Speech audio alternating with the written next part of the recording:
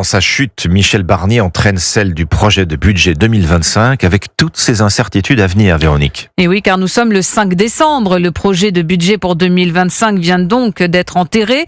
Et si le futur gouvernement démissionnaire est chargé des affaires courantes, quid du budget?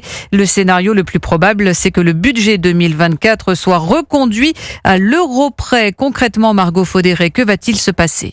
Eh bien, il va falloir proposer très rapidement au Parlement une loi de finances spéciale, charge qui reviendra soit au gouvernement Barnier, soit à l'équipe qui va lui succéder.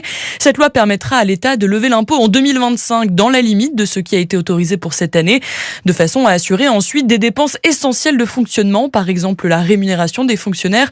Le texte ne sera pas difficile à faire voter, mais il faudra impérativement le faire avant la fin de l'année, explique François Ekal, spécialiste des finances publiques. Il y a une date qui est prévue le 19 décembre, mais je pense que si elle était un peu dépassée, le Conseil constitutionnel ne dit rien. Ce qui est en jeu quand même, c'est la continuité des services publics. Donc la limite, en fait, c'est le 31 décembre, qui veut dire quand même qu'il faut aller assez vite. Par la suite, charge au nouveau Premier ministre et à son gouvernement de plancher sur un nouveau projet de loi de finances.